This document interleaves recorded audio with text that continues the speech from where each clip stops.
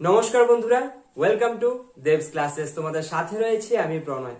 So আজকে আমরা আরো একটি ইন্টারেস্টিং ভিডিও নিয়ে হাজির এবং আজকে আমরা যে টপিকটা নিয়ে ডিসকাস করতে যাচ্ছি সেটা হচ্ছে জেআরবিটি বা joint recruitment board of Tripura থেকে যে নতুন একটা নোটিফিকেশন বেরিয়েছে ফর এলডিসি পোস্ট। সো তার জন্য যে পরীক্ষাটা হবে তার যে সিলেবাস এর পার্ট 1 বা পেপার 1 এর সেকেন্ড টপিক এসে রাইটিং এর উপর, এবং আমরা আমাদের প্রিভিয়াস ভিডিওগুলোতে আলোচনা করেছিলাম তার ফার্স্ট টপিক রিপোর্ট রাইটিং এর উপর। সো তোমরা যারা এখনো আমাদের প্রিভিয়াস ভিডিওগুলো মিস করে গেছো, নিচে ডেসক্রিপশনে লিংক দিয়ে রাখলাম, অবশ্যই গিয়ে চেক আউট করতে পারো, কারণ পরীক্ষায় খুব কাজে আসতে পারে।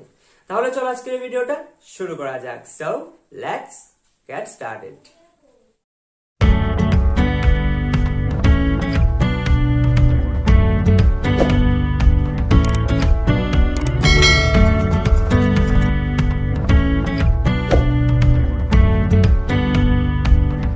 তাহলে আজকে আমাদের আলোচনার বিষয় এসে রাইটিং। সো তোমাদের অনেকের কাছে ওয়ার্ডটা নতুন মনে হতে পারে যে এসে রাইটিং সেটা আবার কি জিনিস, সেটা আবার কি, আখির এসে কো লিখে তো কেসে, রাইট?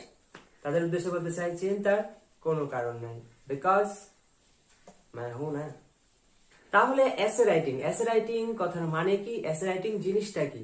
আসলে ইংরেজিতে যে আমরা প্যারাগ্রাফ লিখি সেই প্যারাগ্রাফটাকে এসে বা এসে রাইটিং বলা হয়ে থাকে। ক্লিয়ার?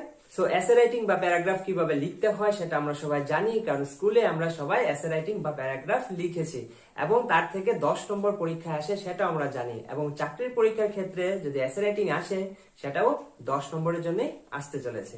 সো একটা চাকরির পরীক্ষার ক্ষেত্রে 10 নম্বর শুধুমাত্র এসে রাইটিং থেকে, তার মানে বুঝতে পারছো বিষয়টা খুবই ইম্পর্টেন্ট এবং ইন্টারেস্টিং হতে যাচ্ছে। সো তোমাদেরকে রিকোয়েস্ট করবো ভিডিওটাকে স্কিপ না করে লাস্ট অব্দি দেখতে থাকো। কিন্তু কথা হচ্ছে, যখন তুমি কোনো একটা চাকরির পরীক্ষা অ্যাটেম্প করতে যাচ্ছ, সেখানে যদি তুমি সেম টু সেম স্কুলের মতো একটা এসে বা একটা প্যারাগ্রাফ লিখে দাও, তাহলে এক্সামিনার অতটা খুশি হবেন না। তাহলে এক্সামিনারকে খুশি করতে গেলে আমাদের কি করতে হবে? এক্সামিনারকে খুশি করতে গেলে আমরা যে আমাদের এসেটা লিখছি বা একটা প্যারাগ্রাফ লিখছি সেটা একটা স্ট্যান্ডার্ড ফরম্যাটে লিখতে হবে, যাতে করে যখনই উনি সেটা দেখবেন আমাদের প্রতি নম্বরের একটা দয়া মায়া চলে আসে। সো আজকে আমরা সেটাই করতে যাচ্ছি। সো আজকে আমরা যে টপিকটা নিয়ে ডিসকাস করতে যাচ্ছি সেটা হচ্ছে এসে বা এসে রাইটিং অর্থাৎ প্যারাগ্রাফ, এবং আজকে আমাদের টপিকটাও ভীষণই হট, কারণ 2020-তে যদি কোনো হট টপিক থাকে তাহলে সেটা একটাই হতে পারে, সেটা হচ্ছে করোনা ভাইরাস। সো আজকে আমরা করোনা ভাইরাসের উপর কিভাবে একটা এসে রাইটিং কমপ্লিট করতে পারি সেই জিনিসটাই দেখবো। সো এসে রাইটিং কে আমরা প্রধানত 3টা ভাগে ভাগ করতে পারি। প্রথমেই আসবে তার ইন্ট্রোডাকশন, অর্থাৎ যে টপিকের উপর তুমি এসে রাইটিং লিখছো বা এসে লিখছো তার একটা সাধারণ একটা পরিচয়, অর্থাৎ তার নাম কি, তার যদি কোনো ডাক নাম থাকে তার ডাক নাম কি, সে কোথায় থাকে, তার ফ্যামিলিতে কে কে আছে, সে কি করে, সে ভালো কাজ করে নাকি খারাপ কাজ করে, এটসেট্রা এটসেট্রা। অর্থাৎ ওভারঅল তোমাকে তার একটা ইন্ট্রোডাকশন দিতে হবে, একটা পরিচয় দিতে হবে। তারপর আসবে তার বডি, এবং তার বডিটাকেও আবার আমরা 2 ভাগে ভাগ করতে পারি, অ্যাডভান্টেজ এবং ডিসঅ্যাডভান্টেজ। অর্থাৎ যে টপিকটার উপর তুমি এসে রাইটিং লিখছো বা প্যারাগ্রাফটা লিখছো সেটার মানুষের জীবনের উপর কি ইম্প্যাক্ট পড়েছে, তার কি প্রভাব পড়েছে, বা সোসাইটির উপর তার কি প্রভাব পড়েছে, সেই জিনিসটা আমরা তার বডিতে আলোচনা করতে পারি। এবং যদি সেটা ভালো হয়ে থাকে তাহলে সেটা ভবিষ্যতে আমরা কিভাবে আরো ভালো করতে পারি সেই জিনিসটা আমরা লিখতে পারি। আর যদি সেটা খারাপ হয়ে থাকে তাহলে ভবিষ্যতে যাতে এই ইম্প্যাক্ট গুলা আর না পড়ে, তার এই প্রভাবটা যাতে আমরা আটকাতে পারি, সেটা আমরা রোধ করতে পারি, সেই জিনিসটা আমরা আলোচনা করতে পারি। বডিতে 2টা জিনিস আসবে, তার অ্যাডভান্টেজ এবং ডিসঅ্যাডভান্টেজ। তারপরে আসবে তার কনক্লুশন, এবং কনক্লুশনে আমরা কি লিখতে পারি সেটা আমরা সবাই খুব ভালো করে জানি। তাহলে চলো আজকে আমরা আমাদের এসে রাইটিং শুরু করি। তাহলে চলো দেখে নিই আজকে আমাদের যে টপিক কোভিড-19, তার উপর যে আমরা একটা এসে লিখছি বা প্যারাগ্রাফ লিখছি তার ইন্ট্রোডাকশনটা আমরা কিভাবে সাজাতে পারি। সো দেখো, সবার প্রথমে লেখা আছে উপরে এসে অন কোভিড-19। যেহেতু আমরা ফর এক্সাম্পল আজকে কোভিড-19 কে চুজ করেছি, তাই আমি এখানে কোভিড-19 দিলাম, কিন্তু তোমাদের যেটা করতে হবে, তোমাদের পরীক্ষায় যেটা আসবে সেটাই দিতে হবে। আন্ডারলাইন। তারপর আছে ইন্ট্রোডাকশনটা আমরা কিভাবে তৈরি করতে পারি। Coronavirus, which is commonly called as COVID-19, is an infectious disease which causes illness in the respiratory system in the humans.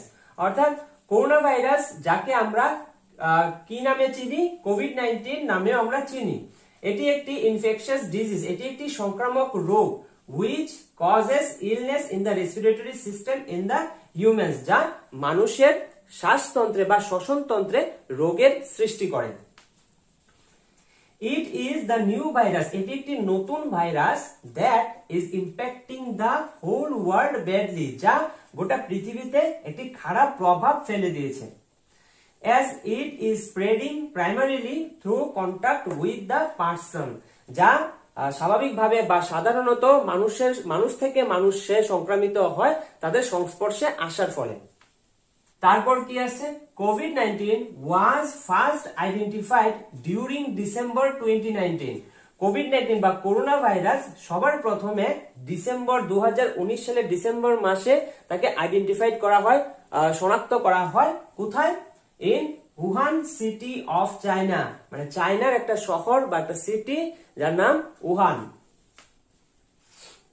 In March 2020 WHO, অর্থাৎ মার্চ মাসের 2020 সালের মার্চ মাসের WHO অর্থাৎ world health organization declared that the কোভিড-19 outbreak a pandemic.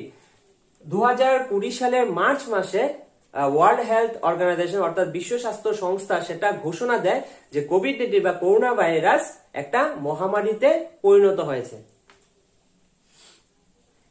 It is now a cause of large number of death across the world, এবং এটি বর্তমানে গোটা পৃথিবীব্যাপী অস্বাভাবিক মৃত্যুর কারণ হয়ে দাঁড়িয়েছে। তাহলে আজকে আমাদের ইন্ট্রোডাকশনটা আমরা কমপ্লিট করতে পারলাম। এবার যাব আমাদের বডিতে। সো আমরা যেহেতু জানি যখন কোনো টপিকের উপর আমরা এসে রাইটিং বা প্যারাগ্রাফ লিখছি তার বডিটাকে আমরা দুইটা ভাগে ভাগ করতে পারি, অর্থাৎ অ্যাডভান্টেজ এবং ডিসঅ্যাডভান্টেজ, সুবিধা বা অসুবিধা। এবং যদি তার সুবিধা থাকে তাহলে ভবিষ্যতে আমরা তার সুবিধাগুলো আরো কিভাবে বেশি পরিমাণে ভোগ করতে পারি, আর যদি অসুবিধা থাকে তাহলে সেই জিনিসটা আমরা কিভাবে ভবিষ্যতে হওয়া থেকে আটকাতে পারি, এই দুইটা জিনিসই আমরা তার বডিতে লিখতে পারি। তাই আজকে আমাদের টপিক যেহেতু কোভিড-19, তাই আজকে আমরা কি লিখবো, আজকে আমরা তার অসুবিধা লিখবো। 2020 সালটা একেবারে শেষ করে দিলাম, তো অবশ্যই সেটা আমরা তার অসুবিধা লিখবো।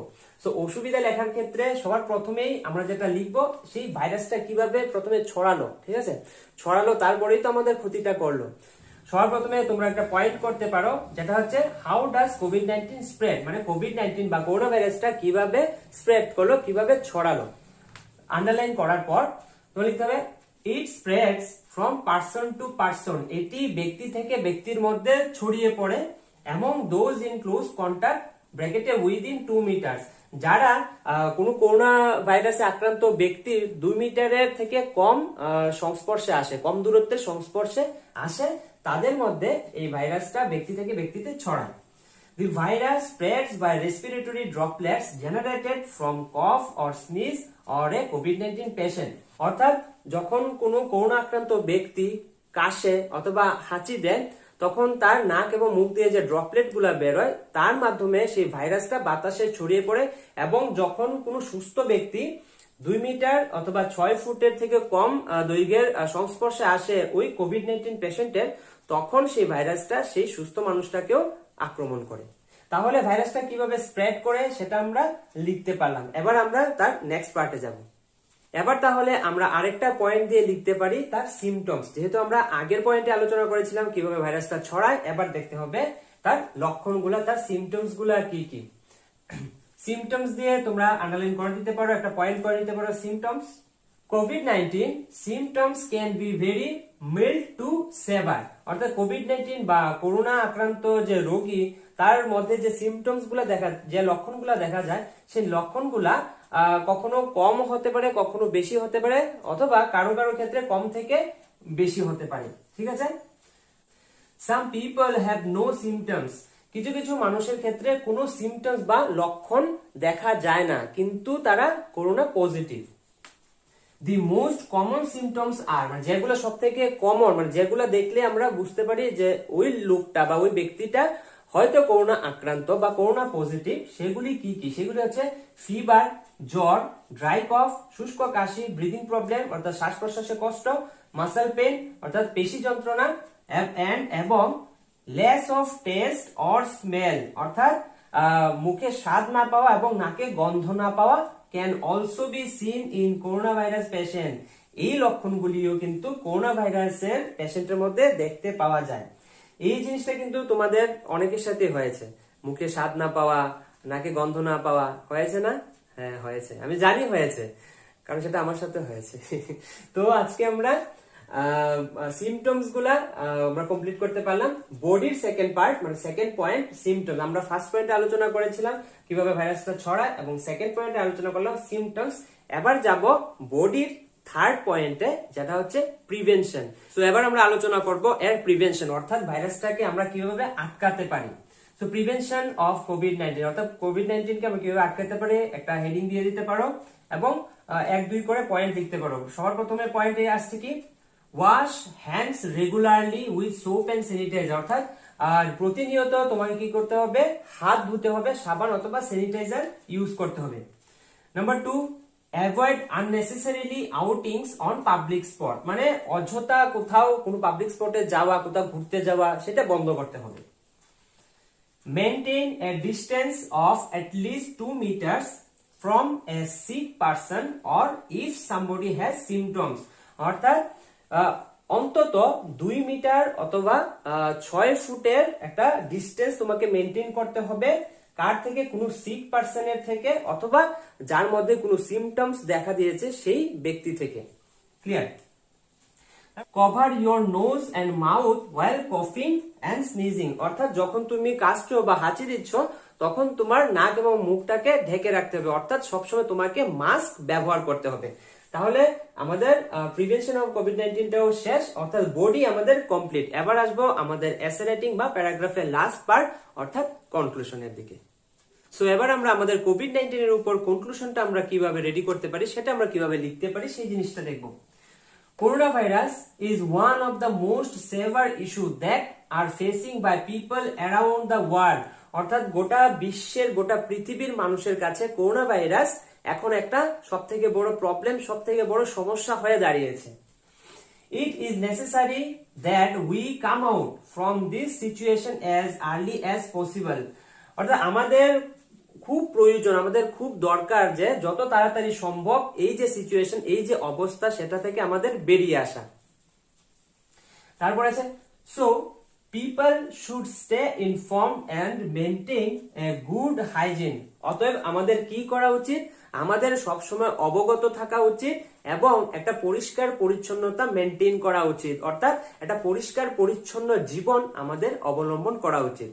এবং সবার শেষে তোমরা দিয়ে দিতে পারো Together we all can bring an end to this pandemic, এবং আমরা যদি সবাই চাই, সবাই মিলে আমরা এই যে প্যান্ডামিক, এই যে মহামারী, সেটা থেকে আমরা বেরিয়ে আসতে পারি, এই মহামারীর একটা অবসান আমরা ঘটাতে পারি।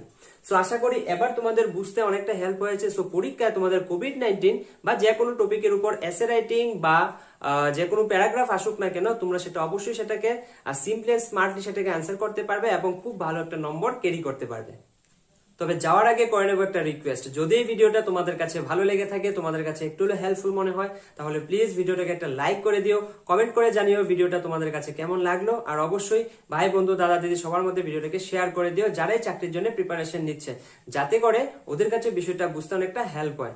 আর অবশ্যই চ্যানেলটাকে সাবস্ক্রাইব করে আমাকে সাপোর্ট করো এবং পাশে থাকা বেল আইকনটাকে প্রেস করে দিও, যাতে করে পরবর্তী ভিডিও নোটিফিকেশন সবার প্রথমে তোমার কাছে পৌঁছায়।